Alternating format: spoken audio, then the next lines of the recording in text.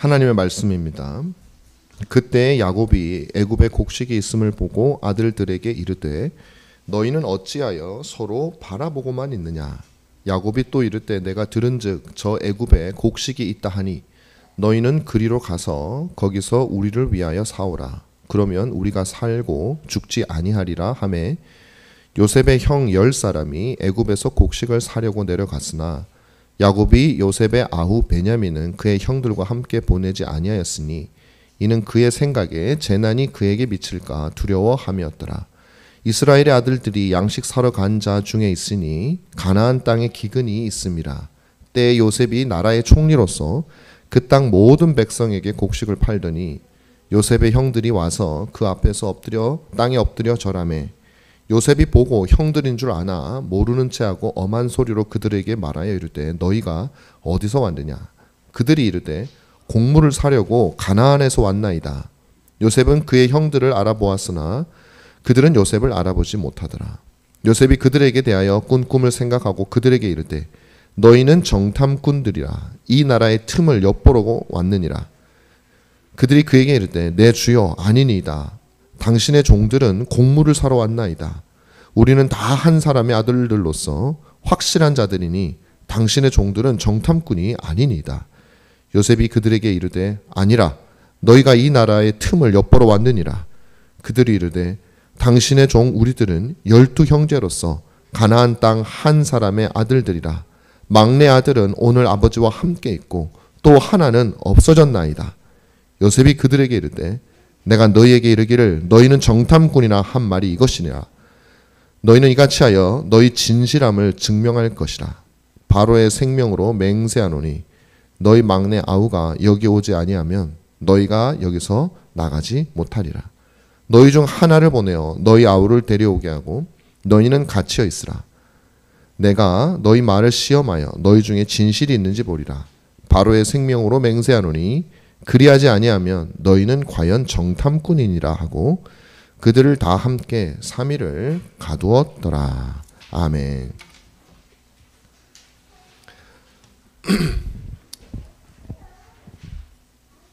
우리가 이렇게 인생을 살아가다 보면 많은 면에서 어려움과 고난을 당할 때가 있죠. 어느 한 가지가 아니라 여러 가지 측면에서 어려울 때가 있습니다. 아마 여러분들도 그러실 수 있고요. 대부분이 그런 것 같아요. 우리 아이들이 이제 우리 아은이처럼 4살, 3살 요럴 때는 별 걱정이 없어요. 그렇죠? 막 그냥 하고 싶은 대로 하면 되니까. 근데 이제 유치원을 가고 초등학교를 가고 이렇게 하다가 아이들이 한 6학년, 5학년, 중학생만 들어가면 이제 스트레스 속에 살아가는 것 같아요. 불쌍해지기 시작합니다. 제가 볼 때에도 이제 앞으로 어떻게 미래를 살아야 되고 공부해야 되고 그런 이제 스트레스들이 오기 시작하고 내 뜻대로 되지 않는 것들이 일어나기 시작하고 사람들과의 비교가 일어나기 시작하고 열등감이 들기 시작하고 또 뭐 우월감도 들 수 있겠지만 여러 가지 내 뜻대로 되지 않는 일들이 이제부터 죽을 때까지 인생에는 대부분의 사람들은 많은 그런 것을 겪게 되는 것을 봅니다. 그러니까 우리가 뭐 그렇게 인생을 다른 사람들보다 뛰어난 삶을 살지 않는 사람들의 입장에서 볼 때는 우리나라에서 제일 잘 나가는 사람 뭐 이런 사람들을 보면 저 사람들은 걱정도 없겠다 싶지만 뭐 저는 그렇게 살아보진 않았지만 전혀 그렇지 않은 것 같아요. 보니까 그렇게 탁월하고 뭐 일들마다 잘 되는 사람도 그들 속에 있는 허무감과 더 큰 욕심과 또 그들이 이룰 수 없는 또 것에 대한 그 갈망 때문에 굉장히 힘들어하고 또 그것을 그 힘들어하는 걸 채우기 위해서 더 권력과 돈과 그런 것들을 얻으려고 하는 것이죠. 그래서 많은 사람들은 여러 가지로 어려움을 겪고 살아갑니다. 우리는 뭐 그런 사람들하고는 별로 상관이 없으니까요. 저와 여러분 살다 보면 경제나 경제적인 문제 혹은 가족의 문제, 이제 자녀가 있으신 분들은 자녀의 문제로 한 번쯤은 고민을 하고 걱정해 보신 적이 있을 겁니다. 오늘 우리가 보게 될 이 본문에 나오는 야곱의 삶이 바로 그와 같습니다. 아니 그보다 훨씬 더 대부분의 사람들보다 훨씬 더 고통스러운 환경에 처해 있는 야곱의 모습을 볼 수 있습니다. 여러분 야곱이 누굽니까? 하나님이 언약 가운데 택한 자손이잖아요. 온 세상 가운데 언약을 맺은 백성 아닙니까? 야곱의 할아버지가 믿음의 조상 아브라함 아닙니까? 그런 선택한 백성, 그 가정도 별 다를 게 없더라. 아니 더 심각하더라는 것이죠. 야곱이 당한 어려움은 크게 나누면 세 가지 정도로 오늘 본문 속에서 우리가 볼 수 있습니다. 첫 번째는 기근이 들었어요. 그러니까 먹을 게 없는 거예요. 이 말은 우리 지금으로 따지면 경제적인 어려움이라고 볼 수 있을 겁니다. 먹을 게 없는 거예요. 뭐 아무리 뭐 다른 게 있으면 뭐 합니까? 그걸 다 팔아도 먹을 걸 살 수 없는 궁핍한 처지에 놓이게 되었습니다. 엄청난 기근이죠. 둘째로는 자신의 아들, 지극히 사랑했던 11번째 아들을 잃어버렸어요. 짐승에게 찢겨 죽은 걸로 알고 있단 말이에요. 지금 야곱은 자신의 아들을 잃은 슬픔이 아직까지도 그에게는 남아 있습니다. 오늘 본문에도 보면, 그리고 뒤에도 보면 야곱은 자기 아들 요셉을 잃어버린 것에 대해서 잊어버리지 않고 그리워하는 모습을 볼 수가 있어요. 세 번째는 뭐냐면 자식 농사를 잘못 지었어요. 자식이 굉장히 많은데 그 자녀들이 정말 복되고 정말 바르고 하나님의 말씀대로 진리대로 살아가는 그런 자녀들이면 얼마나 좋겠습니까? 그런데 여러분, 그 자녀들을 보면 정말 그것과는 거리가 먼 것을 볼 수 있어요.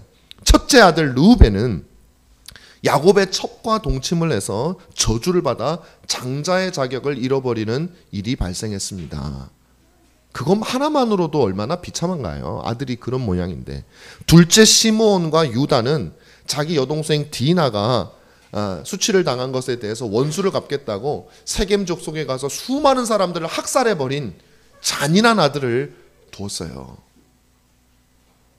넷째 유다는 자신의 며느리가 창녀로 분장한 그 며느리와 함께 동침하는 죄악을 범하는 그런 한심한 아들이었다 이 말이에요. 첫째, 둘째, 셋째, 넷째 처음 4명이 그런 사람들이어서 뭐 그 다른 사람들은 성경이 기록을 하고 있지는 않지만 더 심각했을 수도 얼마든지 있는 것이죠. 뿐만 아니라 이 모든 것을 다 더했을 때 모든 형제들은 실제로 자기의 동생인 요셉을 힘을 합쳐서 죽이려고 했었던, 그래서 많이 봐줘가지고 팔아버린 정말 양심도 없고 인정머리도 없는 자식들을 두었다 이 말이에요. 그러니까 야곱은요 지금 노년에 돼가지고 말년에 얼마나 자신의 인생이 비참하겠습니까? 근데 이 원인이 뭐냐고 생각을 해보면 야곱한테도 사실은 있는 거예요. 이게 야곱이 과연 그 요셉을 왜 형제들이 미워했습니까?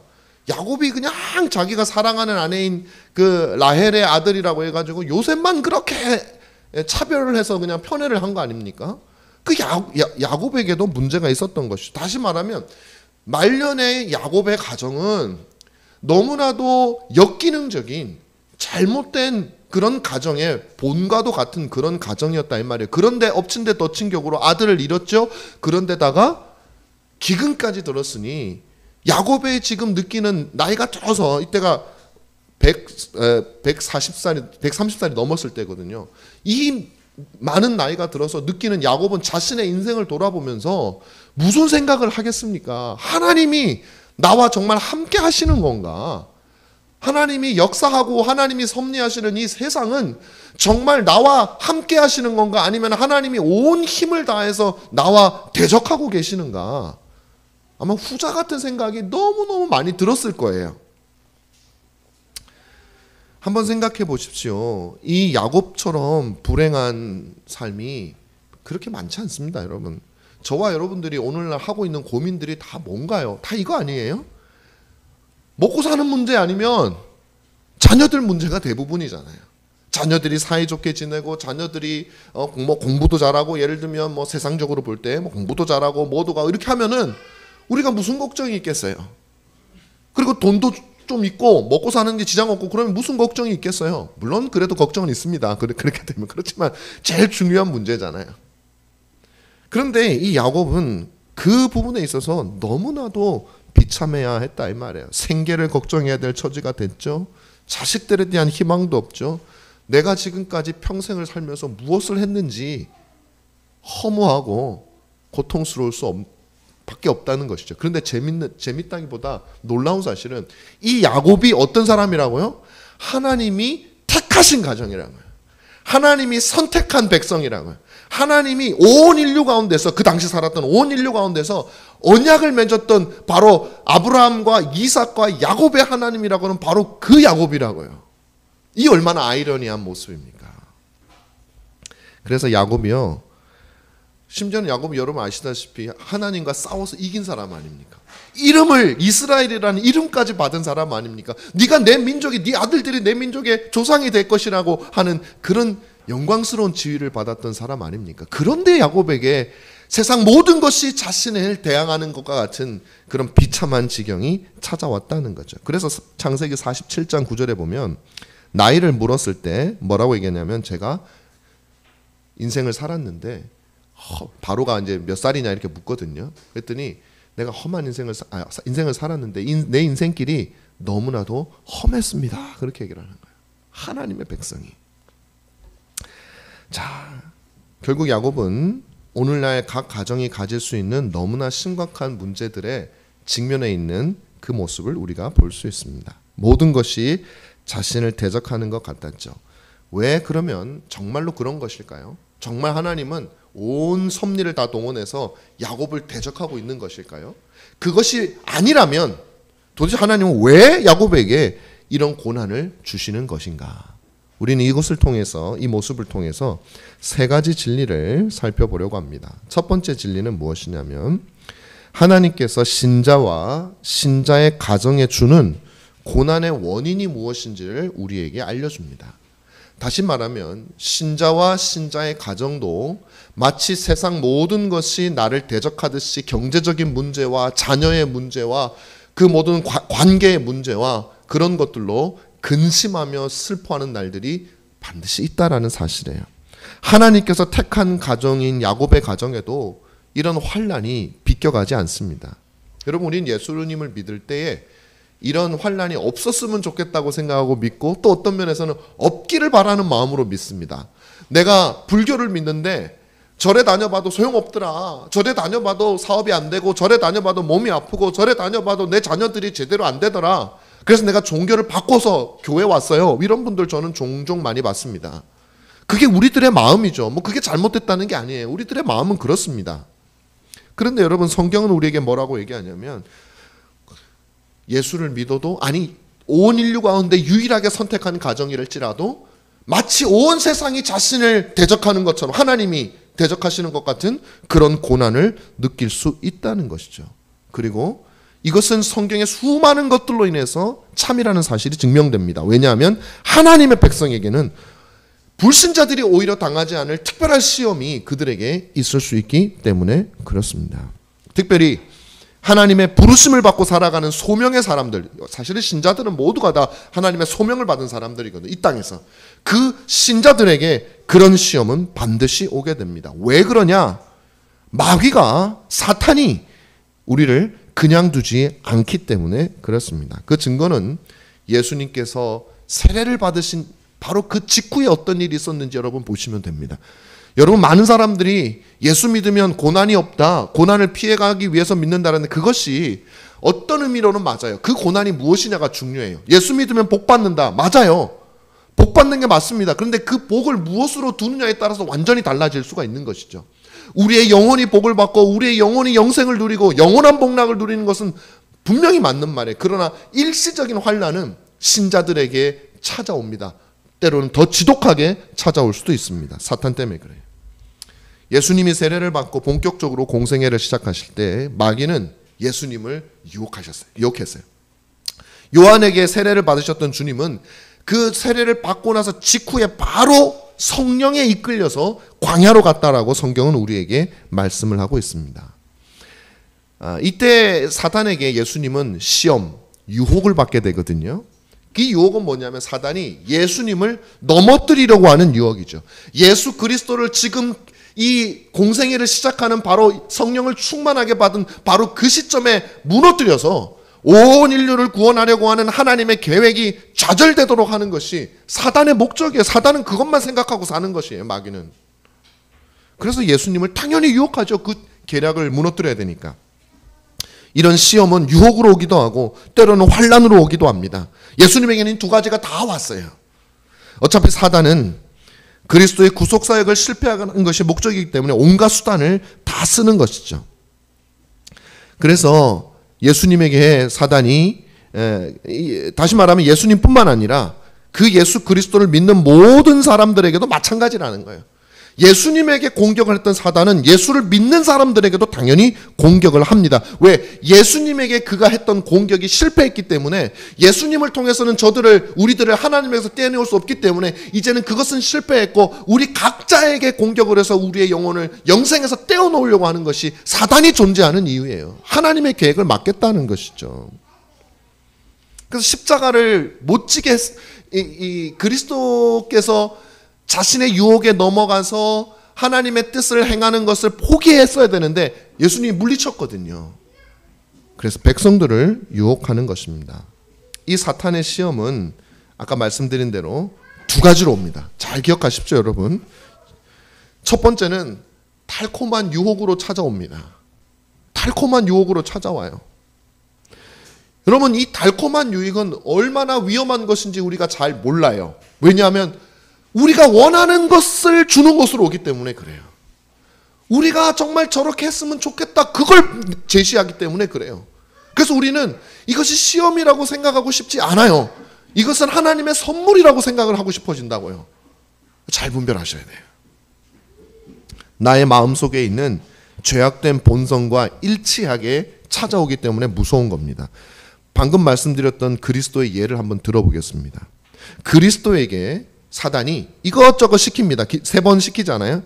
그리고 마지막에는 어떻게 하면 산 꼭대기에 올라가서 모든 천하를 보여주면서 자신에게 경배하면 천하 만국을 너에게 주겠다라고 사단이 얘기를 해요. 우리 같으면 홀라당 넘어갔죠. 준다는데. 취직시켜준다는데, 좋은 학교 보내준다는데, 돈 벌게 해준다는데, 야, 이거 해. 그러면 그거 못합니까? 많은 사람들이 그렇게 넘어갑니다. 바로 이것이 에덴 동산에서 뱀에게 들어간 사단이 인류의 첫 번째 조상을 무너뜨림으로 모든 인류를 죄악 가운데 넣었던 바로 그 유혹이에요. 네가 이것을 먹으면, 하나님이 금하신 것을 먹으면 네가 하나님처럼 될 거야 라는 약속이죠. 얼마나 달콤하게 들렸는지 몰라요. 놀라운 사실은 제2의 아담이신 예수 그리스도께서는 동일한 사단의 유혹을 아담처럼 그냥 넘어가는 것이 아니라 그 사단의 유혹을 말씀으로 물리치는 놀라운 역사를 통해서 그분이 우리의 구세의 주이심을 확실하게 보이신 거예요. 그러니까 예수 그리스도는 제2의 아담으로서 첫 번째 아담이 실패한 모든 것을 하나씩 뒤집는 일을 하셨는데 그 일 가운데 바로 이것도 있다는 것이에요. 그래서 아담이 실패한 것을 그리스도는 완전하게 승리하셨습니다. 우리에게도 이 같은 유혹이 닥치죠. 하나님의 뜻을 어기고 하나님의 명령을 어기고 우리가 오늘 예배 때도 읽은 이 십계명, 하나님의 복되신 법, 율법을, 이 법을 어기고 사단은 자신의 뜻을 따르면 우리에게 놀라운 대가가 있을 것이라고 약속을 합니다. 사단이 괴물의 모습으로 나타나지 않습니다. 여러분의 동료의 모습으로, 착한 여러분의 선배의 모습으로, 어떤 모습으로 나타나서 하나님의 뜻만 살짝 어기면, 한 번만 눈 감으면, 세상의 길을 좀 따라가면 우리에게 복을 주리라고 약속하는 거죠. 특별히 우리에게 주신 도덕법인 십계명의 율법을 어기고 자신의 말을 따르는 삶을 살면 인생의 성공과 행복을 보장해 준다고 합니다. 우리는 여기에 넘어가면 안 되는 거예요. 우리는 여기에 넘어가면 안 됩니다. 더 무서운 거예요. 우리들은 죄성이 있기 때문에, 죄악된 아담은 죄가 없었음에도 불구하고 쏠깃했죠. 우리들은 죄성이 있기 때문에 이 유혹이 너무나도 달콤해요. 그러나 예수 그리스도께서는 아담처럼 죄가 없을 뿐만 아니라 그분은 의 그 자체이셨기 때문에 물리칠 수 있었던 거예요. 우리는 바로 그 그리스도의 길을 가야 한다는 사실입니다. 두 번째로 우리에게 오는 시험은 환난과 고난으로 찾아옵니다. 사탄은 욥에게 고난과 환난을 가져다 주었어요. 여러분, 사탄이 그렇게 한 이유가 뭡니까? 욥에게 왜 고난을 줍니까? 심심해서 그럽니까? 세디스트예요? 과학적인 어떤 그런 게 있나요? 그거 아니에요. 하나님에게서 욥을 떼어놓기 위해서 주시는 거. 제가 말씀드렸죠. 사단이 하는 거는 하나님께 반대하는 것인데 예수 그리스도를 십자가에 예수 그리스도를 하나님의 뜻에 순종하지 않고 자신에게 순종하게 해서 그 구속사역을 이루지 못하게 하는 일에 실패했기 때문에 사단은 이제 여러분과 저를 노리는 거예요. 욥을 노리는 거예요. 어떻게 노리느냐? 하나님에게서 저와 여러분을 떼놓기를 원하는 거예요. 처음에 사단이 하나님께 나타나서 욥에게 고난을 주어도 될 것인지에 대해서 하나님께 묻습니다. 그때 이 사탄의 의도가 정확하게 드러나는 거예요. 하나님이 사탄에게 자신의 종인 욥에 대해서 칭찬하는 거예요. 야, 너희들 온 세상을 돌아다녀 봤지? 내 종 욥 얼마나 의롭고 얼마나 복되고 얼마나 착하냐? 그렇게 얘기했더니 사단이 뚝 튀어나와가지고 정말 과연 그럴까요? 이제 이게 문제예요. 하나님 말하면 네 해야 되는데 과연 그럴까요? 이러면서 아니 욥이 보니까 돈도 많고 자식도 많고 뭐 형편이 좋으니까 하나님을 잘 믿는 거죠. 제가 한번 욥의 육신적인 모든 축복을 하나씩 제거해 보면 분명히 욥은 하나님을 저주할 겁니다. 제가 그래도 되겠습니까? 하나님이 허락하셔요. 다시 말하면 욥이 그렇게 한 이유가 뭐라고요? 욥이 아니라 사단이 그렇게 한 이유가 욥을 하나님에게서 떼어놓기 위해서 한다. 사단은요, 그것을 위해서 오로지 그것을 위해서 움직이는 겁니다. 우리의 영혼을 하나님에게서 떼어놓기 위해서 움직이는 거예요. 그래서 유혹도 하고 그래서 고난도 주는 겁니다. 이처럼 사단은 우리를 공격합니다. 여러분 이것을 요즘은 우리가 사탄에 대한 역할에 대해서 별로 신경을 안 써요. 뭐 과학의 시대를 살고 있고 막 최첨단 과학이 있는데 무슨 사탄이냐 뭐 천사가 뭐냐. 근데 성경은 여러분 하나님께서 부리는 영으로서 사단과 천사, 마귀와 천사가 분명히 있다고 구별하고 있어요. 그리고 사단이 하는 일은 창세 이래로 지금까지 하나님의 백성을 어떻게든 영원한 생명을 얻지 못하게 하는 하나님의 그 원대하신 계획을 흐트려 놓는 것이 사단의 계획이라는 것이죠. 사단은 그렇게 우리를 공격합니다. 그러나 여러분 우리가 욥에게서도 봤지만 하나님이 허락하지 않으면 안 돼요. 하나님 뭐라고 하셨냐면 야 욥의 생명에는 손대지 마. 내가 허락하는 범위 안에서만 너가 해. 하나님은 사단 위에 있어요. 사단의 그 모든 수작들을 동원해서 하나님이 얻으시려고 하는 영광이 있단 말이에요. 그래서 욥기 마지막 부분에 가면 욥이 말하죠. 내가 지금까지 하나님을 귀로만 들었는데 이제 고난을 당하고 나니 하나님을 눈으로 보게 된다고 고백을 하는 겁니다. 하나님을 또 보게 하기 위해서 영생이신 그분을 또 누리게 하기 위해서 하나님께서는 그렇게 하신 것이죠. 여러분 사탄은 그리스도를 유혹했을 뿐만 아니라 유다와 대제사장들과 빌라도를 충동해서 그리스도가 고난을 당하도록 하셨고 십자가에서 죽도록 했습니다. 그러나 여러분 하나님은 사단 위에 있기 때문에 바로 그 사단의 교만과 준동함과 불신앙을 통해서 우리의 구속의 길을 하나님께서 여셨어요. 사단은 교회의 역사를 통해서 수많은 사람들이 고난을 당하도록 했습니다. 기독교는 시작부터 고난이었어요. 예수님도 고난이었고 12 사도들도 다 고난과 순교했어요. 그리고 역사 속의 위대한 신앙의 인물들은 다 고난을 감당했습니다. 어거스틴과 칼빈과 청교도들과 언약도들과 또 주기철 목사님과 이 땅에 또 세계 곳곳에 있는 수많은 거룩한 성도들은 고난을 당했습니다. 그리고 여러분 놀라운 사실은 바로 이들을 통해서 복음이 순결하게 보존되었다라는 사실이에요. 바로 이들을 통해서 주님의 교회가 굳건하게 세워졌다라는 것이. 왜 주님이 고난을 허락했습니까? 복음을 순결하고 주님의 교회를 온 땅 가운데 굳건히 세우기 위해서 그 일을 감당하신 거예요. 바로 하나님에게는 그 뜻이 있는 것이죠. 하나님은 이유 없는 고난을 허락하지 않습니다. 특히 신자들에게는 정말로 그렇습니다. 여러분이 어떤 고난을 당하시고 마음속에 어떤 실망이 있으시든지 간에 여러분 우리의 생명의 주인이 되시고 세상을 주장하고 다스리시는 하나님을 의지하시고 그 하나님이 여러분과 그리스도로 더불어 맺으신 은혜의 복된 언약을 우리가 바라보아야 됩니다. 여러분 고난당하고 있습니까? 이를 통해서 하나님은 여러분의 영혼과 여러분의 자녀들의 영혼과 여러분이 사랑하는 누군가의 영혼을 지키고 계신다는 사실을 기억하십시오. 여러분이 복음을 위해서 특별히 고난당하고 있습니까? 그건 더더욱 그렇습니다. 그렇다면 하나님께서 고난을 통해서 우리의 영혼을 어떻게 지키십니까? 오늘 두 번째 대지를 통해서 알 수 있습니다. 두 번째 말씀드리고 싶은 것은 이 야곱의 고난을 통해서 알 수 있는 것은 신자의 가정에 주는 고난의 목적이 무엇인가 하는 것이죠. 그것은 바로 야곱과 그의 자녀들을 회개하게 하는 것입니다. 우리는 앞에서 야곱의 가족들이 모두 다 큰 문제가 있다고 말씀드렸죠. 그래서 우리에게 죄악된 본성이 있고 언제든지 우리는 죄를 범할 수밖에 없다는 사실을 알려줍니다. 야곱의 경우 하나님의 택한 백성이었잖아요. 거룩한 경험도 많았잖아요. 그래도 별 수 없어요, 인간은. 야곱은 뭐가 문제였습니까? 자녀들을 편애하는 모습이 나타났단 말이에요. 차별 대우했어요. 야곱이 뭐 하려고 했겠습니까? 아니죠. 자기도 착한 아버지, 좋은 아버지 얼마나 되고 싶었겠어요. 근데 인간은 연약해요. 그 허점이 있고 부족한 점이 있는 거예요. 근데 더 근본적인 문제가 있었어요. 그건 뭐냐면 4명의 부인을 둔 것이었어요. 야곱은 여러 가지 야심에 의해서, 여러 가지 목적에 의해서 4명의 부인을 두었습니다. 여러분, 뭐 율법 자체에 예를 들면 하나님께서 뭐 부인을 1명만 둬라 뭐 그런 율법은 없지만 사실은 십계명에도 그렇고 간음을 금지하는 것도 그렇고 이제 출애굽기로 가면 그것이 거의 분명하게 나타나요. 하나님께서 한 남자와 한 여자, 아담과 하와잖아요. 그런데 이제 그 율법이 전해지기 전에는 사실은 그걸 분명하게 몰랐기 때문에 아브라함도 여럿 있고 또 야곱도 그랬잖아요. 근데 결국 그것이 우리의 무지함 때문이에요. 하나님의 뜻은 그게 아니라는 것이죠.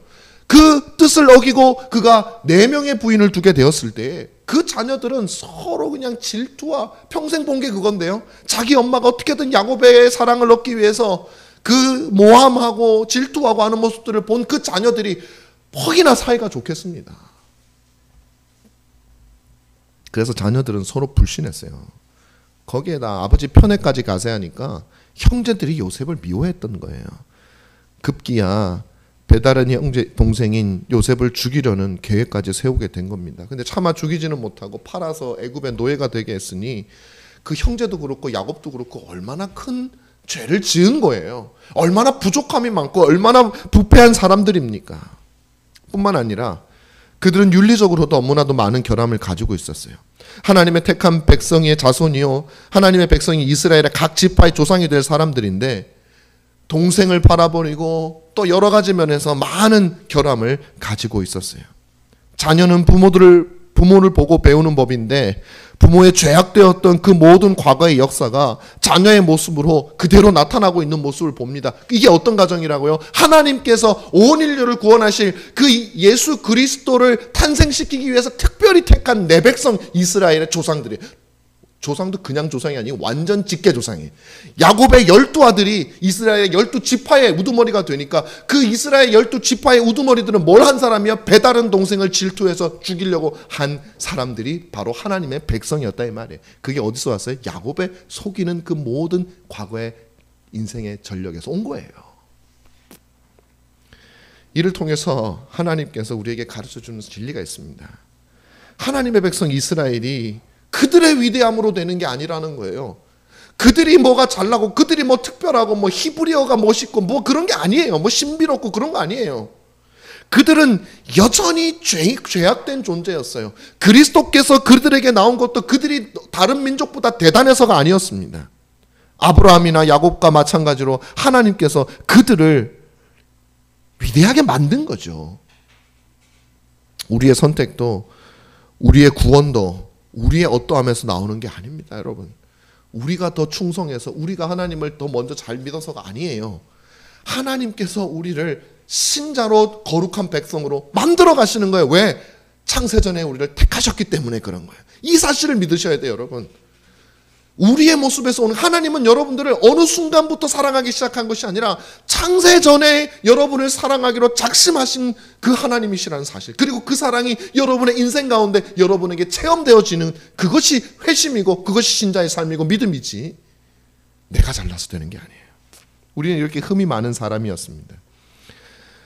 하나님은 그러나 이 모든 환난과 역경을 통해서 그들을 변화시킵니다. 만약에 여러분 생각해 보세요. 하나님이 야곱에게 그 자녀들에게 기근을 주시고 여러 가지 어려움을 주셨는데 그들이 동생을 팔아버리고 그들이 지었던 이런 끔찍한 가족 간의 그런 관계적인 문제를 그냥 돈만 주어진다고 해결이 되겠습니까? 아니에요. 그들이 회개하지 않으면, 그들이 자신의 잘못을 깨닫고 뉘우치고 무릎 꿇지 않으면 요셉과 그 형제들은 절대 하나가 될 수 없어요. 그 가정은 회복되어질 수 없어요. 그래서 그들에게 가장 먼저 필요한 것은 당장 먹을 양식이 아니에요. 그들에게 정말로 필요한 것은 회개하는 마음이에요. 내가 잘못했다라는 사실이 요셉에게 전달이 돼야 돼요. 그래야 그 가정이 회복되는 것입니다. 그런데 놀랍게도 하나님께서 주신 이 기근과 이 고통의 역사를 통해서 그의 형제들이 변해가는 모습을 볼 수 있습니다. 이제부터 펼쳐질 요셉과의 만남 속에서 그들은 자신들의 모든 죄악을 하나씩 발견하게 되고 하나님께서 그렇게 하시는 거예요. 그리고 변해가기 시작합니다. 그들은 자신의 요셉을 팔았던 행동을 특별히 뉘우치기 시작합니다. 오늘 본문에도 말하죠. 형제가 12인데 하나는 지금 고향에 있고 하나는 어떻게 됐다 그래요? 없다 그러죠. 그 말을 하면서 뭐라 그래서 없는 게 아니라 우리가 팔았는데 라고 하는 찔림을 하나님께서 주시는데 누구 앞에서 주는 거예요? 바로 그 요셉이라고 하는 사람 앞에서 그 찔림을 하나님이 주시는 거예요. 그리고 이들이 점점 변해가는 모습을 보게 됩니다. 오늘 본문 말씀에 뭐라고 얘기합니까? 21절에서 여러분 안 읽었지만 이렇게 얘기합니다. 서로 이렇게 얘기합니다. 그들이 서로 말하되 우리가 아우의 일로 말미암아 범죄하였도다. 그가 우리에게 애걸할 때에 그 마음의 괴로움을 보고도 듣지 아니하였으므로 이 괴로움이 우리에게 임하였도다. 이때 르우벤이 말합니다. 첫째 아들이 내가 너희에게 이 아이에 대하여 죄를 짓지 말라고 하지 아니하였더냐. 그래도 너희가 듣지 아니하였느니라. 그러므로 그의 핏값을 치르게 되었도다. 그들은 요셉 앞에서 자기들끼리 히브리 방언으로 하고 있는 거예요. 뭘 하고 있습니까? 내가 죄를 지었구나. 우리가 잘못했구나. 그걸 누가 듣고 있어요? 요셉이 듣고 있어요.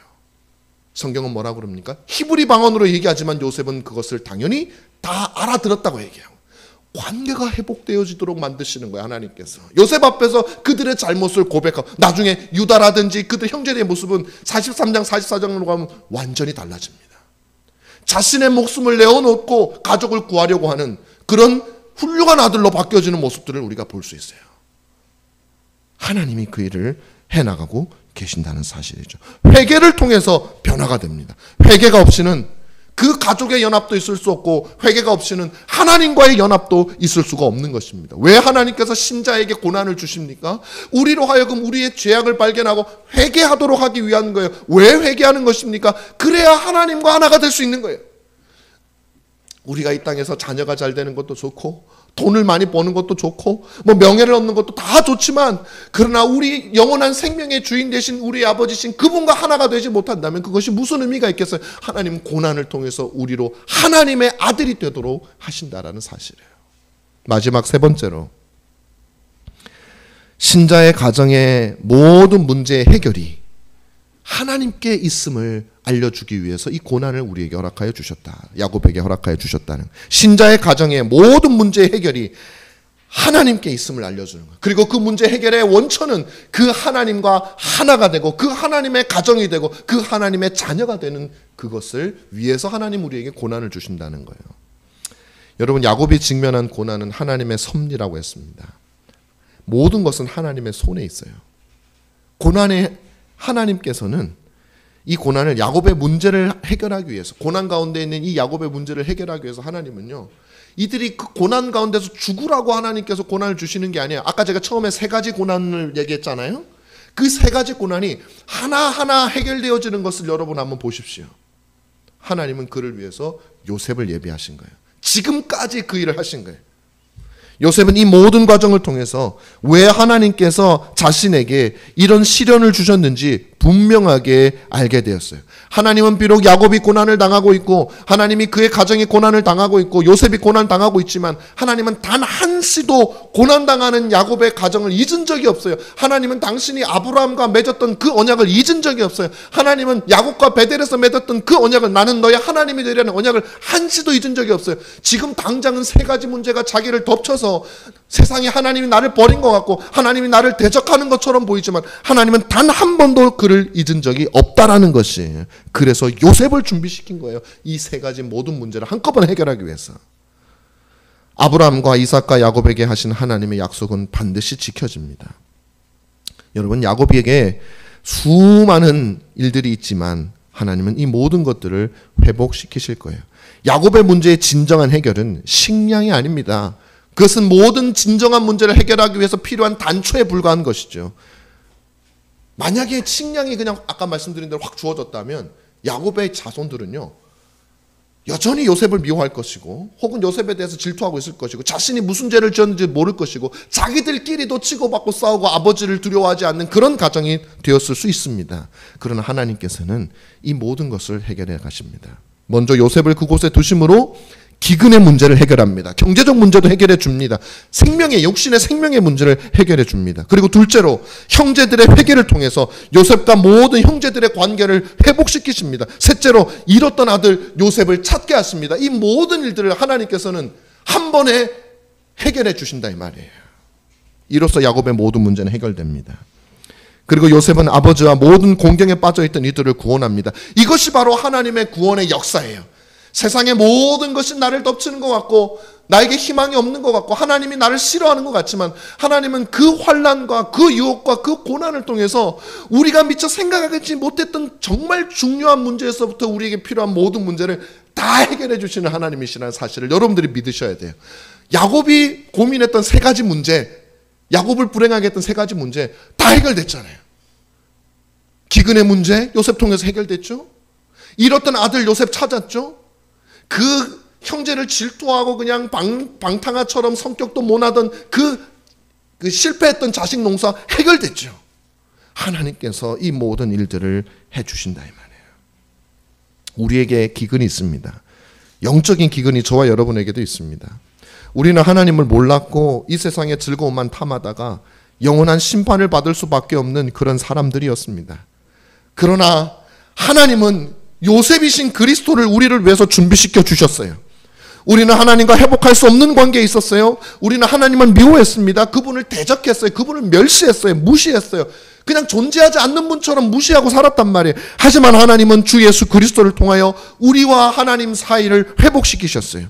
이것은 야곱과 에서의 화해를 통해서 우리에게 이미 보여졌지만 이번에는 요셉과 형제들의 화해를 통해서 다시 한번 보여주시는 거예요. 내가 너희와 이렇게 화해했다라는 것을 보여주시는 거죠.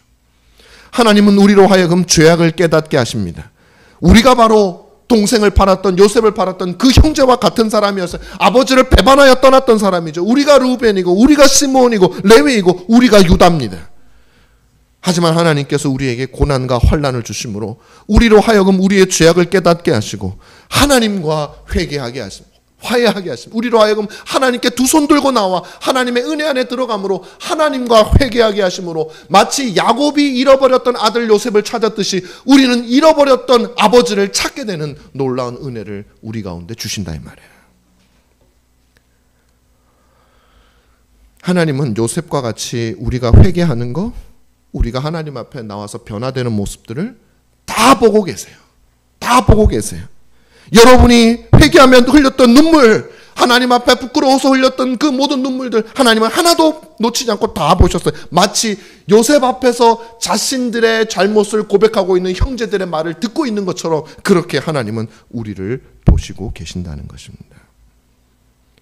그리고 하나님은 요셉과 같이 우십니다. 요셉이 형제의 말을 듣고 자리를 급히 피하여 눈물을 펑펑 흘리며 울었던 것처럼 하나님은 잃어버린 자녀인 우리가 회개하여 돌아오는 모습을 보고 눈물을 흘리며 기뻐하고 계시는 아버지, 그 아버지라는 것이죠. 그 정을 억제하지 못한다 그랬어요. 요셉은. 하나님도 우리에게 그 정을 억제하지 못합니다. 왜? 우리에게 고난과 환난을 줘서라도 우리를 하나님께로 돌아오게 하시기 때문에 그런 것이죠. 그래서 우리는 잃었던 아버지를 찾게 되었습니다. 우리는 아버지를 떠나서 사탄을 따라다녔어요. 우리의 인생이 얼마나 비참했습니까? 우리를 창조하시고 우리를 위해서 아들을 보내시며 온 세상 만사를 나를 위해서 운행하시고 섭리하시는 하나님을 우리는 이제 다시 찾게 된 거예요. 이제 우리는 진정한 아버지를 찾게 된 겁니다. 진정한 아들을 다시 찾게 된 야곱처럼 하나님은 우리를 진정한 아들을 다시 찾게 되었고 우리는 진정한 아버지를 다시 찾게 되었습니다. 이분이 진짜 우리의 아버지입니다. 사랑하는 성도 여러분, 말씀 맺습니다. 모든 것이 여러분을 대적하는 것 같아도 지금 여러분이 당한 현실이 모든 것이 나를 대적하는 것처럼 인생이 혹시 힘들고 어렵다 할지라도 여러분, 그분은 여러분과 맺은 언약을 잊지 않으십니다. 그분은 우리의 모든 문제를 해결하기 위해서 지금 여러분에게 문제를 주신 거예요. 우리가 상상하지도 못할 방법으로 해결하십니다. 그 해결책을 위해서 누구를 보내셨어요? 그리스도를 준비하셔서 여러분의 모든 영혼의 문제를 해결하신 겁니다. 하나님은 여러분을 여러분 옆에 두고 계시고 완전히 하나로 되시기를 간절히 원하셨습니다. 이것이 고난을 주신 목적이죠. 하나님 바로 이 일을 위해서 여러분들을 지금도 어쩌면 걸어가고 있는 어둠의 길에 두시고 계실지 모릅니다. 그러나 여러분, 언젠가 우리가 그 모든 계획을 알게 되고 언젠가 요셉이신 그리스도를 우리가 온전히 만나게 될 때 하나님과 하나가 되어지기 위해서 필요했던 모든 것들이 우리 안에서 다 해결되어진 것을 보고 하늘에 속한 모든 것을 여러분들이 영원토록 누리게 될 그날이 반드시 오게 될 줄 간절히 믿고 또 여러분들이 믿게 되기를 간절히 바랍니다. 기도하겠습니다.